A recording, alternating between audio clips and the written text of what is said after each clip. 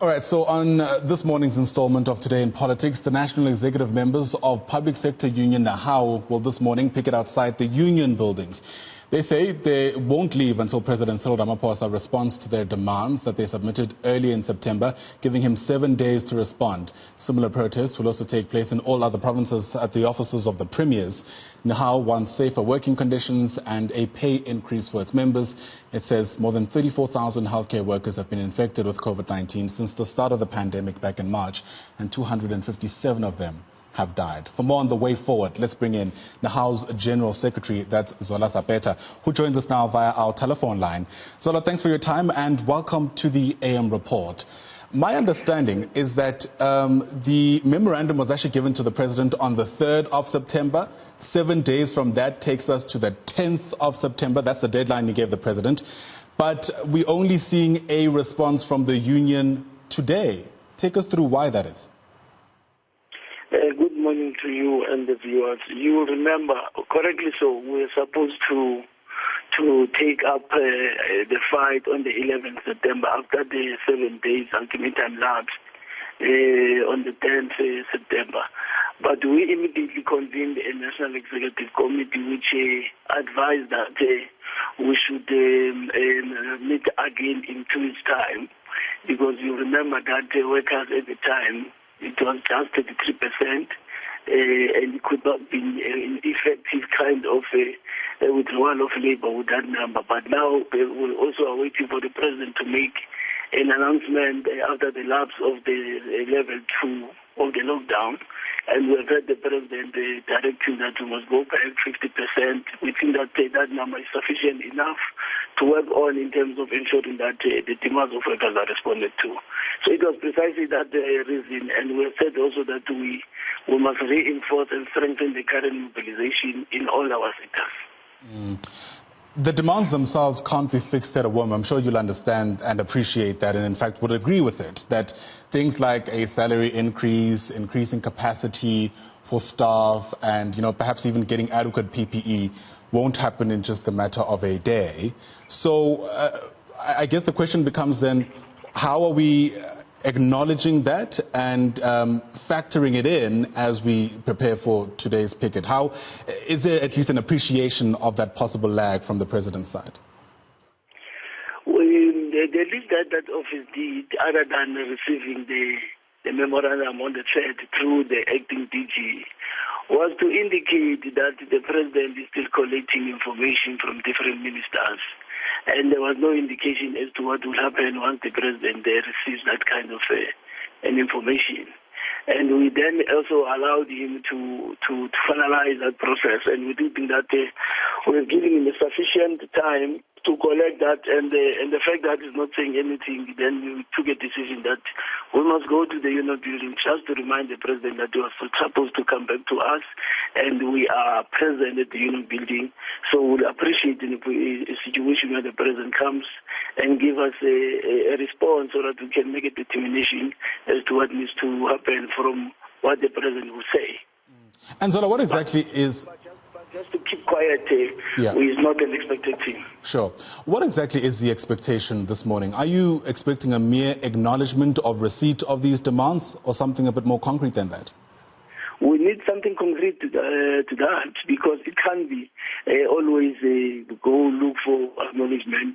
Acknowledgement was made on the set when the DG was acting on behalf of the President. The Presidency had accepted, and she promised us that matter will be attended urgently and is going to be brought for the attention of the President. Subsequent to that, we wrote to the President on the 11th, reminding the President that the ultimatum has lapsed without any indication on his part.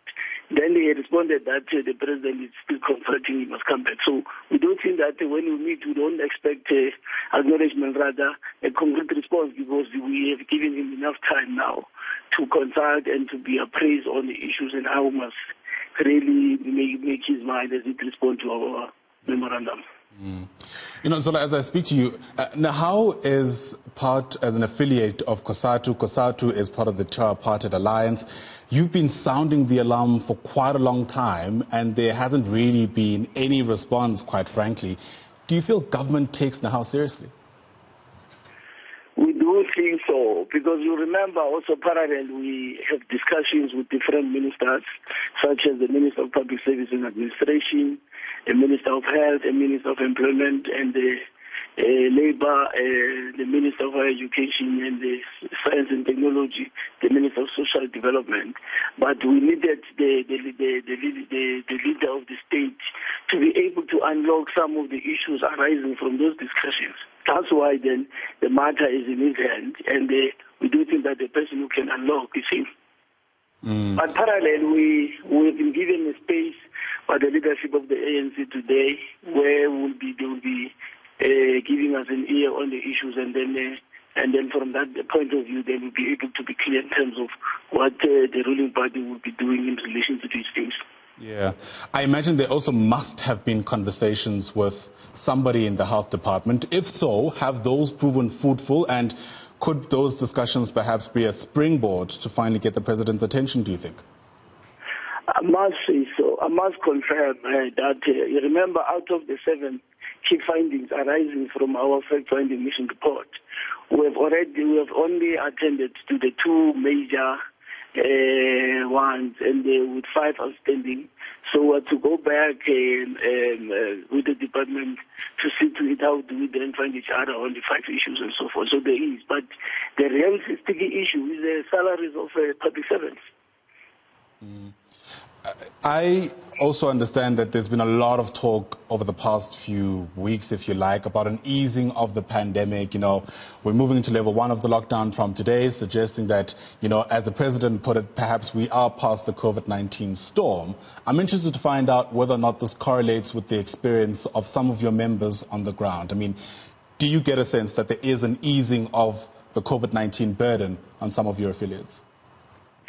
As much as we've been told daily that there's a decline in terms of the number of infection, but that is not translated into the level of infection at the level of frontline workers. For instance, just between the period of the 4th August, when we were given statistics, and the 11th of September, in that period of 37 days, we realized 5,069 infection of frontline workers, with 17 additions from the 4th. You remember that at the 4th we were told that it was 240, but on the 11th it was 257 deaths from the frontline workers. So it meant that in a period of 37 days we lost 17 frontline workers. So it can be that decline has no impact really in terms of the safety, because we see the number of infections, coming in high numbers, and also the level of death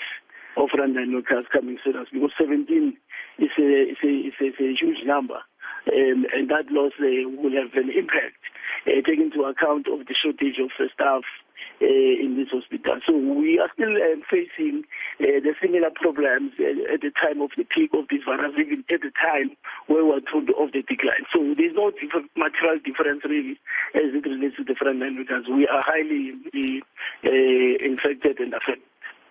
Very interesting indeed. Before I let you go, Zola, I mean, part of the introduction I read is that you're willing to hold the picket that you're starting today until the president responds.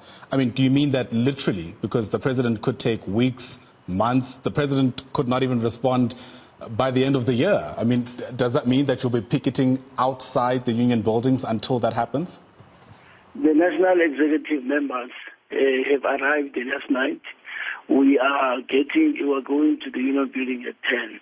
And we mean when we say until the president come with something concrete to us, that's where we'll leave the union building. But anything less, we'll be sleeping over a union building until such a concrete response is given. We're even prepared to die because we can't stomach and observe and watch our members going through this pain, because one death is many for us, and it's more than enough, because the death of one person means a lot in terms of the stress that we're confronted with as we respond to the service of our nation. All right, strong statements there from the General Secretary of Nehawu, Zola Saphetha. Thanks very much for your time on the AM report, saying that the national executive members of this union are even willing to die while picketing outside the union buildings. We'll certainly be watching the story quite closely for you throughout the course of the day.